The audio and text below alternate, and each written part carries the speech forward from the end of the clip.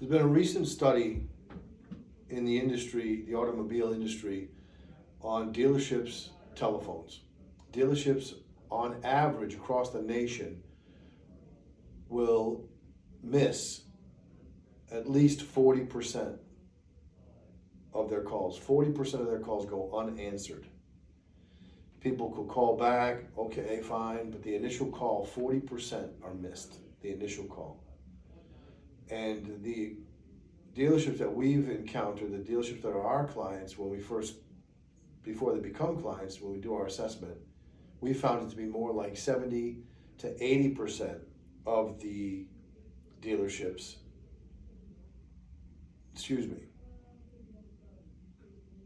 90% plus of the dealerships are missing 60 to 70%, if not more, of their inbound calls. They worry so much, these dealers worry so much about customer satisfaction in their words, but their actions follow a different script. Too many industry owners, general managers, I don't care what the industry is, they have a tendency to not trust the experts, or they trust the wrong people. They're trusting people who have a vested interest in the information that they're giving. So I'm going to stay on one topic at a time. Dealerships are missing too many calls. Okay. So the outcome is to be more efficient in answering your calls. Part of the problem the automobile industry has is that once they uncover an issue, they use the same machine, their brain, to figure out the answer. They don't trust the experts. If the phone is not being picked up,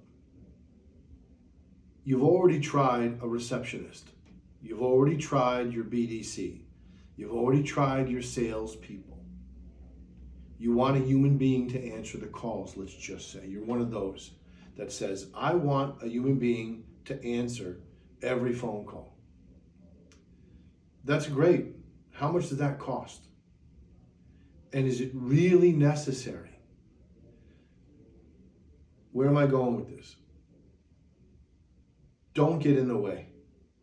You want an outcome. You want all of your phones answered in a timely fashion. Number one.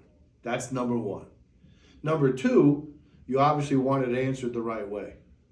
So, outcome one, get the phone answered. Then worry about how effective or how it should be. Can you pause a sec? Mm-hmm. So too many people in life, I don't want to get sideways and philosophical, but definitely in the automobile industry, they have a tendency to want a certain outcome, but then they want to maneuver, manipulate, control how to get the outcome, as opposed to accepting the advice of the experts.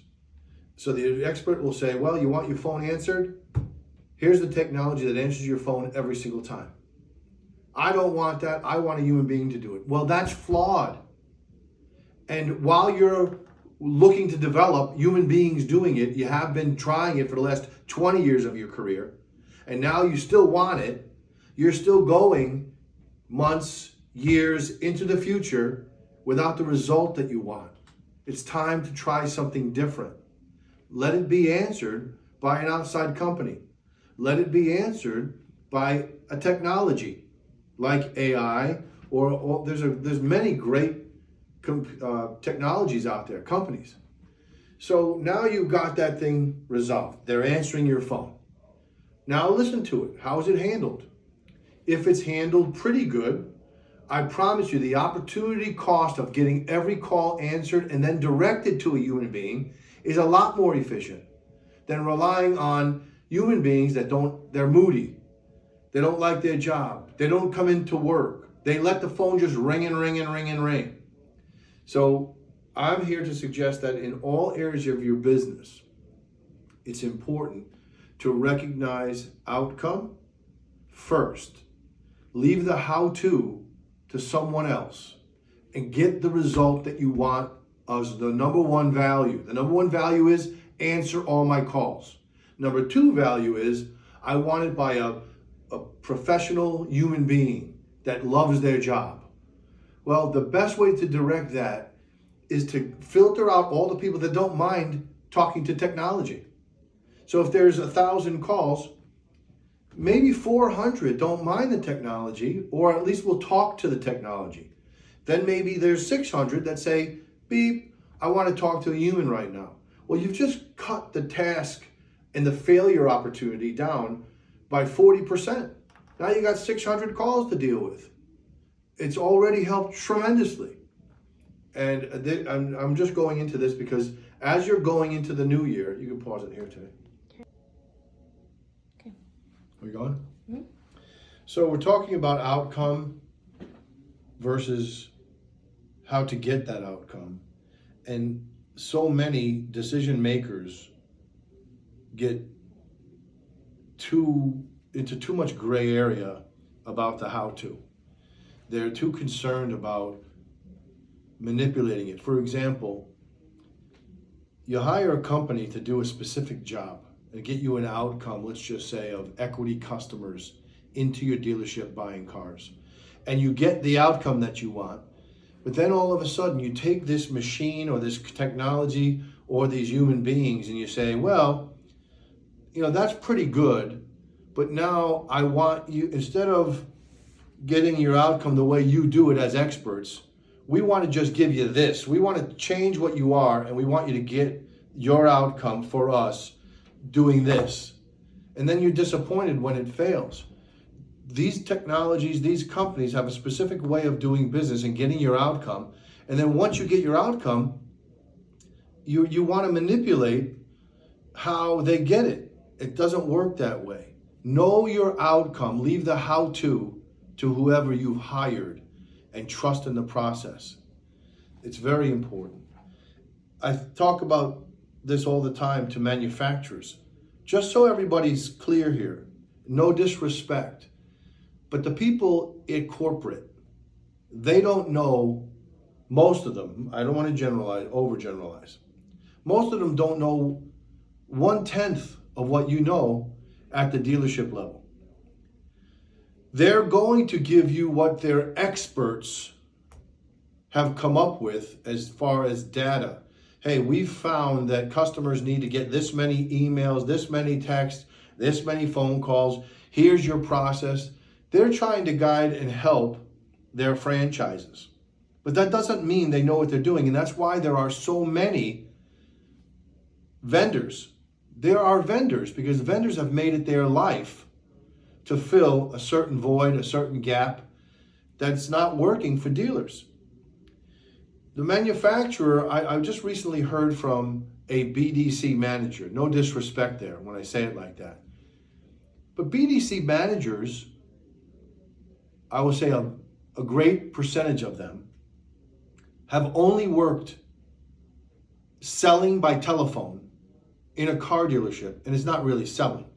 It's customer service oriented, and it's driven by some protocol from the industry, from people that don't know. So a company like mine will come along and say, okay, well, here's the problem. You have people in a BDC working a pay plan, and they are working a process system developed by a manufacturer that doesn't know, or by an internal expert that doesn't really know that A squared plus B squared equals C squared. They don't know that. They're just shooting arrows in the dark. They're assuming.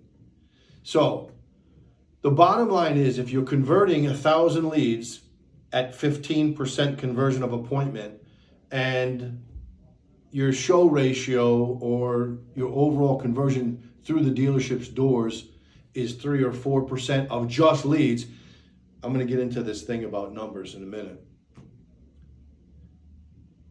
A company like ours will come in and double or triple efficiency, productivity. And then we'll hear from a BDC manager, yeah, but you didn't do enough emails. Yeah, but you didn't do enough. For who? Well, the manufacturer wants us to, this is what we've heard from certain BDC managers. The manufacturer wants that. You know what the manufacturer wants? Remember, it's outcome versus how to. The manufacturer wants to sell new cars. Period. The dealership wants to sell cars. That's it. The way you're going to do that is more bodies in the showroom. The way you're going to do that is more real sold appointments. And the way you're going to do that is however the hell you do it. Don't tell us about all the texts and emails that you had to send out or that you didn't send out. Look at the outcome. You got 3 times as many people in your showroom.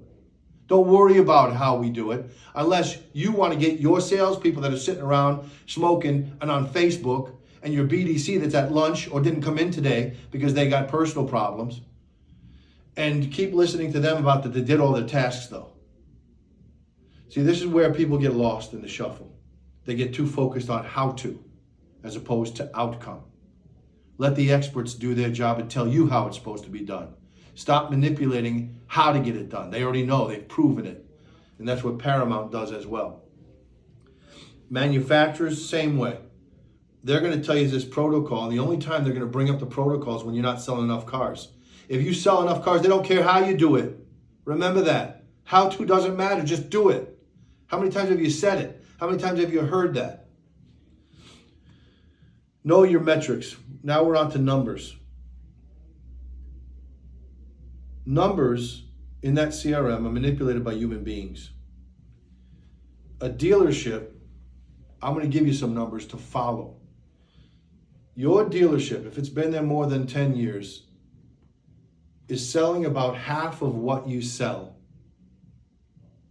from organic measures. You have your dealership structure, you have word of mouth in your community, you have a website.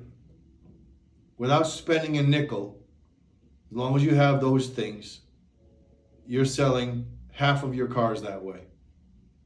If you have a BDC or salespeople and they're going to get reamed if they don't do a good job, you're going to have fake appointments. You're going to have people manipulating walk-in traffic to skew their numbers, and they know how to go in there and change the information so it looks like they did it versus it just walked in. So you need to know, on average, what is my organic number of traffic every month? What is it? Walk-in traffic. What am I getting out of it? Previous customers, whatever it might be. What am I getting? And then, what am I getting from internet leads, equity mining, and phone? You got 4 categories. It's real simple. Measure it over 6 months or a year.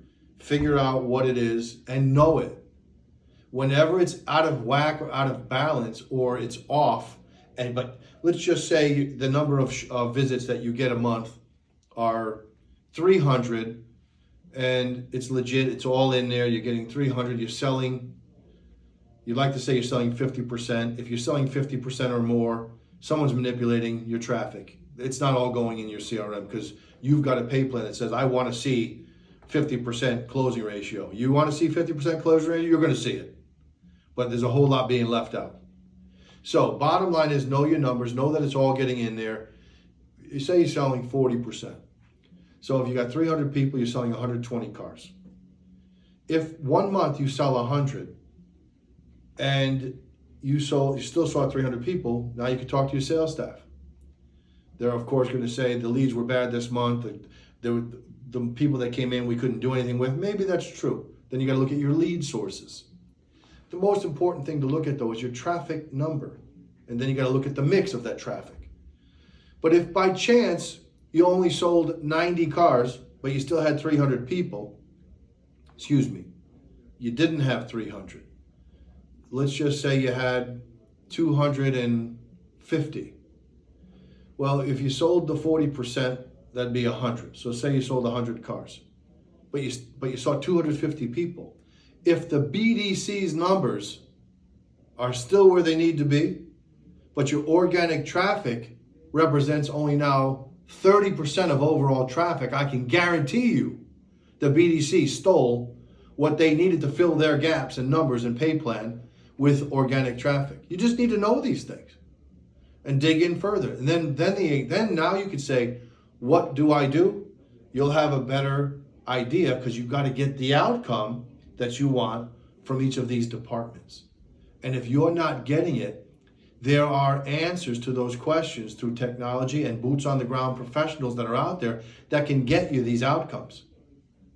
But you have to know your numbers. You have to know your metrics. So as you're going into this new year and you're setting goals of how many cars you want to sell, how much you want to get from service to sales, because those are conquest customers that didn't buy from your dealership. You want to get equity mining. You want to get these things done. Technology is not going to do it. I'm going to tell you right now, it's not technology. You need skill at the dealership level. You're going into a new year, especially Stellantis and Nissan. They've got to do turnaround circumstances and situations. But every dealership needs to retain their customer base. And you're not going to just keep throwing money at it to get rid of it. You have to make sense to somebody. And the way you're going to do that is by a human being talking to them. Not emailing, not texting. There's only so much that's going to get done by that. You want to make an incremental difference in your dealership, it's going to be skill set. You should be able to use the professionals that work for you. But most of them, it's going to take a long time to teach them and train them and get them to change their stripes. Because right now, they're more focused on, there's got to be somebody better walking in that door soon. With the job that we do, pause it for a second. Yeah, both of those. Give you an example. So at Paramount, our job is to get people through your door. Some of the issues that we have is that we're bringing people through the door. Dealerships will often, at the dealership level, poo-poo it. Oh, it's another Paramount lead. Why? Okay, we're going to get the outcome, more traffic. But people, there's so many different people at the dealership level, they're not bought in. And even if the top is bought in, it takes a while to rally your culture and have them become salespeople. The salespeople at the dealerships aren't salespeople, they're customer service agents. But they get paid hefty commissions for being a live, breathing body that can fog a mirror, but they can't sell anybody anything. So they're used to people having to drive. They're used to having people have to buy. So when you don't do anything with a company like Paramount or professionals that could sell people on why they got to come to a dealership, and you're just used to the status quo of people walking into your dealership when they have to buy, then you're going to get what you've been getting. But if you want to change that, then the metrics says if I want to sell 150 cars and I close at 40%, I got to bring in closer to 400 people, and I'm only bringing in 3. To bring in those extras through equity mining, through hitting old leads, through hitting showroom missed follow-up, through hitting the missed appointments from phone. People don't do anything with their phone. They take the call, set the appointment. No one ever returns the call to these people after they don't show up. We have an Ocean's 11 product that all we focus on is the areas the dealership doesn't. Once you start bringing in these additional customers, they're coming in with a curiosity, but they're not coming in because they have to buy a car that day. So a salesman who's waiting for Mama Bird to swoop in with a worm to feed them, because that's what they're used to, because they're not real salespeople, and you're relying on that to change your world in 2025, they need to be taught or gotten rid of. And you could have BDC agents trained a lot easier on how to sell an appointment with a narrative. Now when that customer comes in, let that BDC rep come in there and tell them, I know why you're here, because I'm the one that told you how to get here and why you should. And here's the opportunity of a lifetime, whatever that might be. But there's a disconnect because the salesman's dealing with this person that walks in, and the salesman's waiting for Mama Bird with the worm. So when the customer from Paramount comes in and says, I don't really know why I'm here. I'm not in the market at all. But I spoke to somebody that was just so convincing. And they told me that you want what I'm driving and that I could get a really great deal on a new car. You know what the reps at the dealership level are saying? Well, I don't know anything about a sale. Oh, that's just that Paramount company. And your business flatlines. Or you sell a couple that we've spoke to that were in the market, but they just hadn't formed a lead yet. They have to be sold. So you're getting your outcome. But then I hear from dealers and go, well, we didn't move the needle. We hired you. You brought in more people, but we're not selling more cars, so we're going to have to cancel you. Wait a minute. Is that how you're going to do it in 2025? You got the outcome of what you wanted. You got more people. You got that part fixed. Isn't it possible that something else is broken in your dealership? And at least you fixed this part? Take the money away from things that aren't working, but keep things that do. It's simple math. Know your outcome, get your outcome, and when you do, look someplace else for what's broken and start fixing that. That's my pitch to you for 2025. You want something to be different? You've got to think differently. Know your metrics, know your numbers, know how your numbers are formed and calculated so you know when you're getting fooled. Know that. And I've just shared with you how, if you want more information, we're going to share our phone number with you. We're consultants first. We want the industry to be educated. We're happy to give you that information for free. Stay tuned. We have newsletters. We have we have monthly videos coming out that'll teach you more about these things. Stay tuned. And when you're going into this new year, focus on outcome. And once you get your outcome, don't worry about how they got there. Just that they're doing it for you. If you want them to teach you so you could teach your internal staff, different story. But right now, stop relying on these people who are in job protection mode or filling stat boxes because someone told them stat boxes are good. It's about results. Have a great day. Have a great year. That was the best closeout you've ever done. You like that? Yeah.